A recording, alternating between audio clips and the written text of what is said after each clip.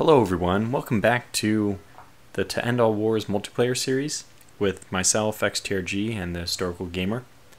So it's been a long time since the last video. This is more of an announcement of how the series will now continue than actually me saying, or me showing the next turn, because this is just the replay of what happened at the end of last turn. Some of you probably are already aware because you could watch from XTRG's perspective, and his perspective, I'm not sure, it might actually have different information than mine. Not that the battle changes or anything, but just because the built-in replay system that I'm using in this upcoming one, I'm not sure if it might give more details in some respects, but it's just different. So anyway, treat this more as an announcement because this is just the replay, and then I'll be diving into the actual turn resolution in the next episode, which will be like officially the turn 3 resolution episode. So I'll also talk at the very end of this episode, about the reasons for the delay. I mean, there was some very legitimate ones, like the moving and all that, but moving twice, starting a new job. But there's also, I was reflecting a lot on this like analysis paralysis. So I'll talk a little bit about that. If you want to go into psychoanalysis type stuff, stay tuned to the end of the episode. But without further ado, let me get you to the replay and then look forward to the upcoming actual turn resolution, hopefully next weekend. Welcome back everyone to episode 2 of our Let's Play series, our multiplayer series on To End All Wars. It's the Great PBEM War. So it's been a couple weeks since the last episode, and I know that maybe some people were interested in seeing another episode before Christmas break was over and early on in the new year, perhaps, when people were on vacation. But I in particular was on vacation, so it took me until, well, now basically, mid-January to get back to recording stuff. And well, anyways, here we are. The new turn is ready, and I also experienced a little bit of problems with trying to get the replay to work, and I think now it is working. Sometimes it is working. Okay, so good. Now we actually, with spacebar, can advance and move backwards or forwards or whatever in the replay. So this is the replay. It took a while to figure out how to do this, but now I've got it. So now we're seeing the replay as if we were clicking the end turn button ourselves. The only difference that I've noticed is that we won't see the battles that are being fought. However, we will see the evolution of things, of people moving slowly to their destinations. I think it's definitely good to have. This is not as good, maybe, not exactly as good as being able to see the battles being fought and all that. We'll be able to pull up the summaries of those battles when we finish the replay, though, so it's not too bad. And then I'll have to take a cut in the video before we actually begin talking about what we want to do this turn. So let's just go ahead and run it through once, and the most interesting part of the landscape is probably this area here. I don't think we need to worry about any sea battles or anything. Well, maybe... How far out can we see the cards? Pretty far out. Because I know that we will see some German ships eventually. Well, it doesn't hurt for us to run it a few times. I'm going to zoom in because, in my opinion, the gray and the blue are not very distinguishable. So we'll try to keep it zoomed in so that the colors are larger. The cards are larger, so therefore the colors are larger, and easier to tell apart. Now remember, as a summary of what we plan to do, we wanted to attack with Foch and the Ferdinand and the army, his army with him. He was going to lead the charge, but the other ones were going to join. So we expected to maybe have some conflict here. And then we were just repositioning here. And we do expect that the Germans will siege this area. So those are the two areas we should be keeping an eye on. Let's get it going without further ado. Okay, so they are, let's just pause here on day 2/almost 3. They are moving aggressively forward as we would have expected. Our armies are very slow, probably because some of them are not, almost none of them are activated. They're moving very quickly. I imagine that probably some of them were activated. I think we probably have a battle going on right here now. we have not formed a battle yet here. They're definitely pushing aggressively. We're about to get there. It does look like they're slipping some cavalry behind our lines. Now, one mechanic, I'm going to talk to XTRG about this because I've thought a little bit about this in the meantime between episodes 1 and 2, and I know that there's a lot of chains holding me back. They're all self-created. I've created all these. Well, I mean, it's just that the way I like to play games is I like to know what's going on. And one thing I have not really understood is the cavalry behind enemy lines mechanic. Perhaps some comments on this video will help me out. Again, I don't know enough to be able to really discriminate between the really good comments or what's just a suggestion or an opinion. So if you could kindly let me know. Yeah, but anyways, this is one thing I dislike about the game. It's kind of like, for me, I use the example that in Hearts of Iron 3, partisans you'd have, like Germany as they took over Poland or whatever, would have partisans spawn. And basically you had to go back and deal with them and then send your troops back to the front. Or you have garrison divisions, but usually they aren't even enough to deal with these, so you still have to bring an army back. And although it's completely realistic, like the German manpower should be tied up in defending these provinces. Some of it should. I dislike the fact that you have to bring back, it's like just an annoying game mechanic to have to, like, okay, army move back here, move back forward. So anyway, it's probably because as players we tend to put everything on the front line, which is not at all how it is in the real military. You leave lots of troops behind the front line, doing logistics, doing, you know, escorting logistics, obviously like military police type stuff where you're patrolling occupied lands, etc. So yeah, this is, but I just dislike this mechanic, and I'll try to see if XTRG can have, maybe he and I can have a gentleman's agreement. He can ship those off to the east. I don't know if they want to have a gentleman's agreement over there, but I don't know how to use it myself, which is another thing. I don't know how to use my cavalry behind enemy lines. I don't know what their longevity is behind enemy lines. So again, this is one place we're at a huge discrepancy in knowledge about this game, XTRG and myself. So maybe I can ask him to curtail that benefit slightly. Okay, so that was a lot of talking. It looks like a lot of their army movement happened in the very beginning and kind of stopped there. We can also run it back just by hitting space again, I believe. Okay, now how do I drag? I forgot. Just want to move a little bit. So let's take a look at down here. Let's see if anything happened. Let's just run it again. So my army did move down. They are moving forces down. That's good to know. Just into Mulhausen. That would be what I would have attacked if I was doing the normal historical command. Game plan, sorry. But as we didn't, he's, I mean, intelligently enough, still going to defend that area. There was no reason to leave it open. And yeah, so there's not much going on down here, just that one movement and my movement. Let's, can I rewind it again?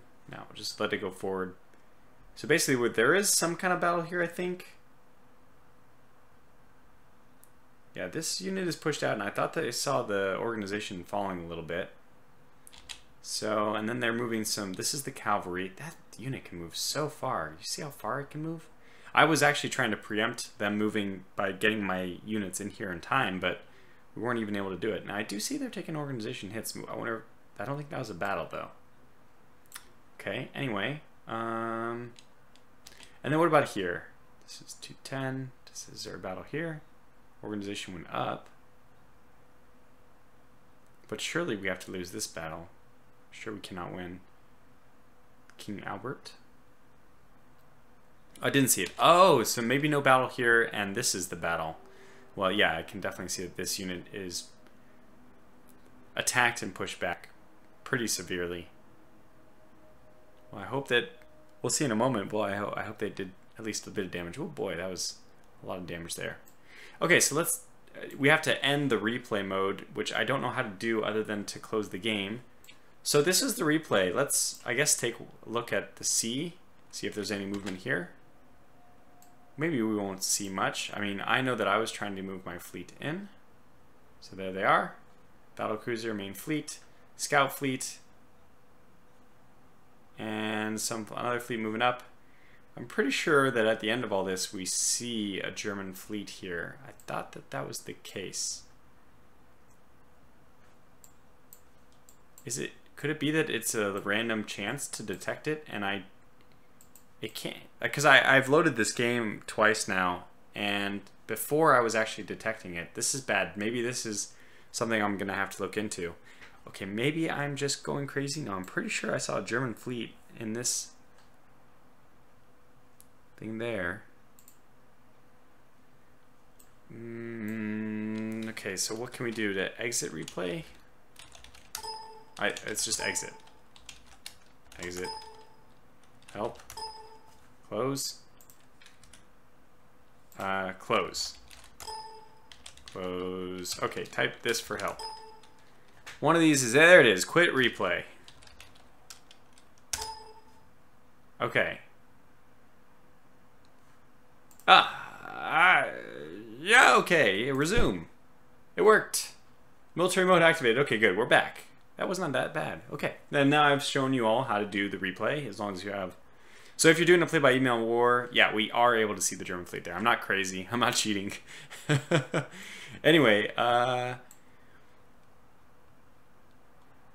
if you wanted to do a play-by-email game yourself and you want to see that the person who is running the game turns, for us that's XTRG, he just has to send, or he or she has to just send the 3 replay files, not just the one for the Entente or the one for the Eastern Entente or the one for the Central Powers. It has to be all 3.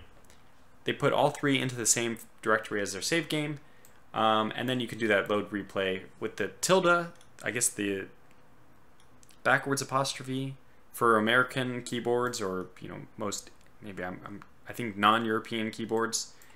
It's next to the left of the 1, the tilde backwards apostrophe, I forget what that's called, key. It just brings up the console. And that's the key that normally brings up console in a lot of games. So you do that, you do load replay, and then I guess you do quit replay when you're done. So I'm going to put my first cut in here. We already spent 10 minutes just doing the replay. The other effects, oh yeah, we actually have to look at the military too. But the rail here has been destroyed, but not here, not here. This icon is so weird that it's like so close to the edge of the territory. I wish that it was in the middle so that you didn't have any question about where it was. So the rail was destroyed in Neufchâteau, and we destroyed the rail in Brussels. That is, I believe, a very good thing. So we have a lot of forces we're going to have to fall back with. The English forces have activated. Lots of forces to play with. Before we look at this turn, though, once again, let's just go to the combat. And let's see what happened. So, some planes. They're besieging the forts, the Liège. But they haven't broken it yet. They're also going to be sieging... Oh, we're given some tutorials, how nice. The Grand Fleet and the battlecruisers were delayed 4 days. That explains why nothing happened right away when I started the replay up here. But they got to the box in time. And, oh boy, went a little too far.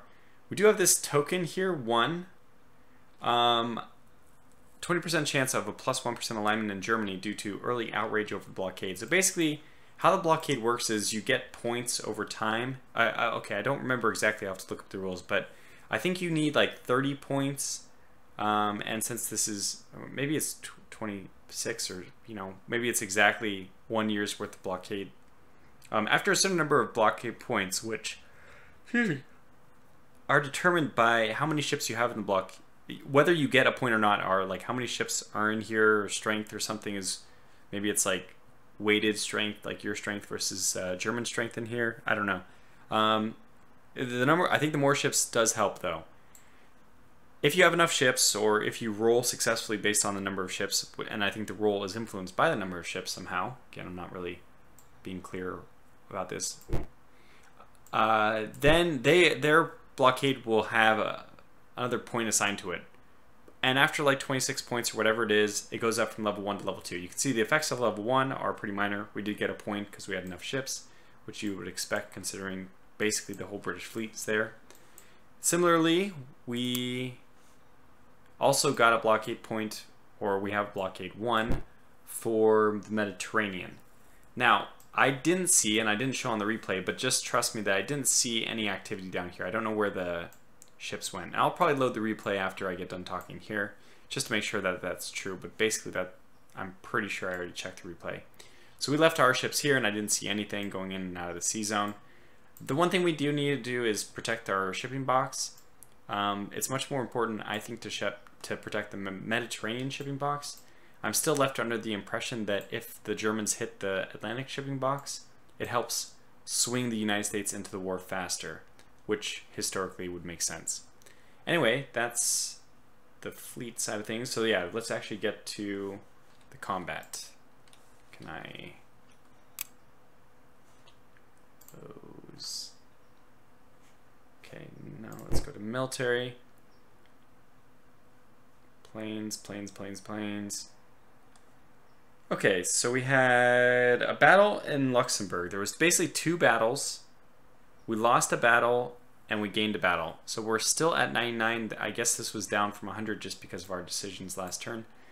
So nothing was critical, no critical battles. But let's just see what happens in Luxembourg in our attack. So we committed with a total. So Castelnau is the army commander. I forgot his name, but there it is. Although we know Foch is one of our best in here. Anyway, we committed over 200,000 forces. They had less than 100,000. We suffered 6,600. They suffered 16,000. So this was a victory. This was a victory. And the main thing to look at here is the hearts, 40 to 31. In my opinion, that's the main thing. This is how much organization you inflicted on them, I believe. So 328 organization hits versus 325. Those are actually very similar, despite the fact that we did more damage. And you can kind of see by looking at all these different things, why is it that we did well or why is it that we did poorly. Like this one, your unit had a low hit probability during this round. This is for round 1. I guess that they were treated immediately after 1 round. They were in a defensive posture, so, well, that makes sense. High, medium hit probability and high hit probability. Okay, I don't know why ours were medium, theirs were high. You know, these are the things that, again, I just don't know, and it's always a little frustrating for me because I don't understand the game. It's not, I don't think it's transparent why these things are happening. And it's not transparent in a weird kind of meta sense how to learn about what these things are. I mean, you can sit here and look at the numbers and it doesn't, I don't know, to me it doesn't immediately become apparent. Why? Like what can I know? Can I learn more about why this has medium hit probability? I guess not. But it's probably due to, you know, attacking. Do we attack across a river? I mean, I don't see any modifiers here. Paradox games at least do a good job of giving you a lot of modifiers, showing you the reason why things are happening. But not in this case. So everyone had supply that makes sense at the beginning of the war. They retreated on their first try. We did route 2 elements, and 2 number of elements was for failing the morale check, and we actually routed 3. I don't know, I think that this 3 is their units, 3 of their units. It doesn't say. Do we have 3 of our units route? Let's see. We could have had, I mean, I could see maybe this one routing. It's -16. Or it does talk about individual divisions, or sorry, brigades. And these are elements. I just have no idea. Again, this game's a mystery to me, and that's, I just generally don't play games like that, but I'm gonna have to rely on advice from the comments. Anyways, we didn't have any of these, neither Antwerp nor Liège have fallen, which is great. This railroad, I think they did that. I didn't cut off the railroad, right? So they must have tried to prevent me from going that way, but that might also prevent them from reinforcing along this line. So I think we'll probably push into Trier and then defend on this side. Obviously, they have a huge, it's the anvil swinging down over here. We need to shut the door on the hinge. We know where the hinge is. It's here now. It's not, you know, way back down here like it was historically. The hinge is here, and there's not gonna be. It'll have to be a separate push over here. So we'll just maybe continue to push along. Although 1200, my God, is a pretty high number. So there was another battle though. Let me show you in Ghent. This is the one where we lost convincingly, and it's not very important to show this one. It's a pretty minor battle, but we lost 4,500, inflicted 2, they inflicted 11. They just slaughtered us. Medium. They had a river penalty. Nearby supply source and place artillery batteries over devastating fire. I don't really understand, you know, why we lost 11. They lost 2. Seems like, is the 2 from the initial fire? Our men showed sounds of cowardice. Well, that's not good.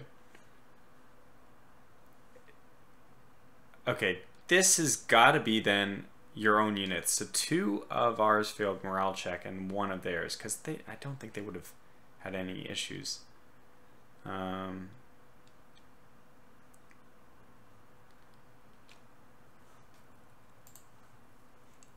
With that said, let's just quickly look at this and see again. So they only had 2 failed morale checks, and I had 3 and 3. Wow, so we somehow did worse, I think, in that sense.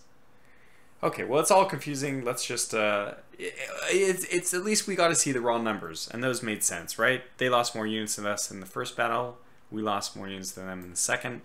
It's Belgian forces. We'd expected them to lose. It's really nice that we had this first victory. So now I will spend some time meditating on what to do off camera. I've kind of mentioned one of my ideas to push to Trier, probably hold there. I don't think we'll come across the border in Thionville. We have to defend this little like salient pretty well though, unfortunately, because like these are really sizable forces. It's hard to even commit to move forward. And then we have to deal with the cavalry, which I don't know how to deal with, and I hate that I don't want to deal with that. Don't want to deal with it, but we'll see. Okay, so I'll be back in a moment. So that's going to conclude the replay portion of this. For those of you who are just interested in the To End All Wars like just the game itself, that's probably where I'll bid you adieu, and I'll see you back for the conclusion of this turn, so actual planning, hopefully next weekend, as I mentioned. But for everyone else who wants a little bit of a glimpse inside of Tortuga's mind, and I want to talk a little bit about why this has been so delayed, because basically I like to be a man of my word, and I feel I betrayed that a little bit by just not getting this video out. And I was moving, I did move twice, I started a new job, so there were real life reasons for the delay, but not for this extent. Like basically I've kind of disliked restarting To End All Wars, which is the reason why I never got it going again.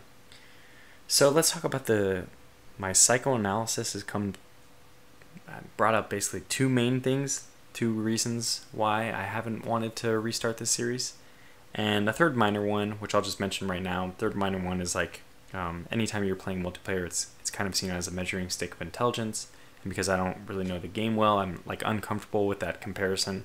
But that's really minor, and it's something that came to mind as one of the things I was trying to analyze. Is that the reason? I don't really think so, but I thought I'd mention it anyway. Now, the 2 main reasons why I have a hard time even playing To End All Wars, but definitely recording videos on it and completing turns, is first of all, I'm not a huge fan. I'm not in love with the game.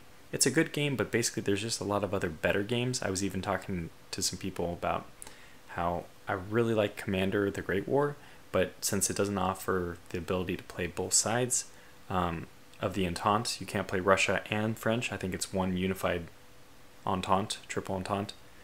So I think that would be a better game though. Anyways, To End All Wars, Ageod, it's a bit dated. I think we've already probably beaten the negative points of Ageod, or To End All Wars specifically, to death. I mean, we've already talked about in my streams how this was kind of a rushed release anyway, and maybe they've had time to fix it, but it was a rushed release because they wanted to get it out for the 100th anniversary of the World War I start. Okay, so what are the reasons for my delay? Is 1, I'm not a huge fan of the game as much as other games, and then 2, I don't know the game well enough. And the two are related. If I understood the game better, I'm sure I would like it more, because I just don't like making decisions blind.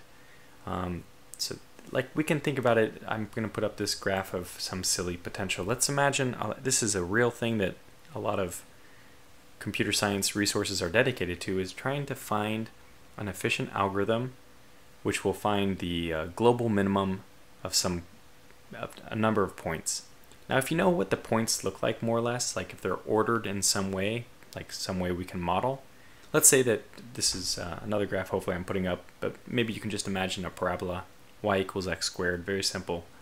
If you knew that this is what the points in your selection of data would look like, you would just keep going downward. In fact, if you took a sample to the far left, one of the first points, and a sample to the far right, one of the last points, and you just kind of looked at their tangent, their derivative, and tried to find out, okay, well, where would they meet? Then you could probably look around that area and look for your minimum there, especially if it's a symmetric potential. I mean, you can find it exactly that way. But let's imagine now I have this, this is an oscillation, so a sinusoid, with some noise on top of it, and also the entire thing is tilted. So there's a slight tilt, which is like a negative y equals negative x type tilt. So it should be tilting downward as we go. So you can probably see that the first peak is slightly higher than the next one, which is slightly higher than the next one. So the peak to the far right, the fourth peak, that should be lower than the first three. I mean, wherever it is, before the noise at least. Now, if I was to write an algorithm for trying to find the minimum point of this, now of course our algorithm can't see the plot. Otherwise it could just be like, well, there it is on the far right. But if it just samples points, if it was to make the plot itself, it would have to read in every single point. And let's say you have millions of points. That takes a long time. So instead, it just wants to guess where some points are, find local minimum. So basically, if I know that I'm dealing with this kind of situation, I know I'm going to have a lot of local minimum, especially because it oscillates so much. So I'm going to find a bunch of local minimum, and wherever, if I'm finding a whole bunch of local minimum at the bottom of these troughs, they're going to have more or less the same value, and I can kind of convince myself that the lowest of those is, if not the global minimum, it's close enough. But there's a trade-off. How many times do you sample local minimums? How many times do you, how much time do you spend getting confident that your answer is, or very close to, the global minimum? So you could just sample a few points and you'll get an answer very quickly, but it'll probably be worse than if you were to, I mean, for example, you would get definitively the right answer if you just went through every single point. And we already talked about that. It's like too difficult to do that. But anyway, I am an algorithm which prefers to oversample, which looks for too many local minimum. And even my videos, I feel like this is kind of the appeal of them, is that I'll talk about this.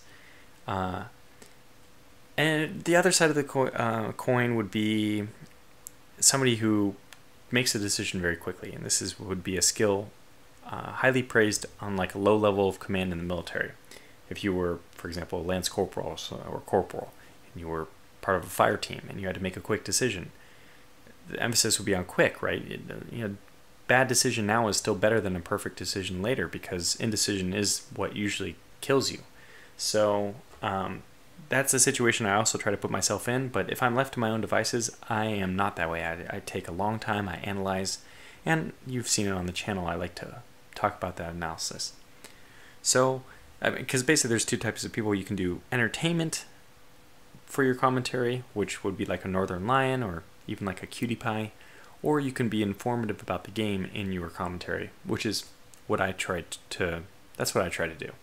So in To End All Wars, I can't even be, I can't be informative about this stuff, I can't be informative about decisions I'm making if I don't even have a complete information about why I made them myself. So this is me kind of guessing. I'm not confident in my solution. And if you had an algorithm that was looking for this minimum, and it was supposed to get to within a certain threshold of the global minimum, and it kept finding like too much variety of I don't know. Basically, you could come to a situation where your algorithm never converges to a solution because it just keeps sampling. And if you had a lot more points than I have here, maybe it would just take, a significant amount of time, like years or something, to converge to a solution unless you forced it to do one. Well, I'm kind of like that algorithm, which would take years. I don't have enough information with 2.0 wars to know if I'm in a local minimum, how good my guess at my global minimum is. So I don't know whether to stop my algorithm or not. I don't know if this is the decision I should make. So I just want to make this bit of weird comparison between myself and an algorithm, because that is kind of how I viewed this problem, that if I knew more about the game, if I understood it better, then I would probably do a better job playing it and talking about it, and I would enjoy it more. Anyways, I'm deciding to shelve all that. That's the good news. Because for this series, I'm just going to try to be entertaining and talk about what I do know about the game if I know something. And mainly the entertainment, I think, is going to be coming from me submitting my turn and letting you guys listen to XTRG and the Historical Gamer. So I'm just resigning myself. I'm not going to try to overanalyze these decisions too much anymore. I still will on camera, but basically I'm going to be okay with making grossly poor decisions, just because I know I don't have the tools, the information about the game to be able to make these decisions well. So that's it. I'm going to wrap this up here. I hope you were entertained by my little analogy between myself and an algorithm. Maybe you learned a little bit about computer science, because this is definitely an active field.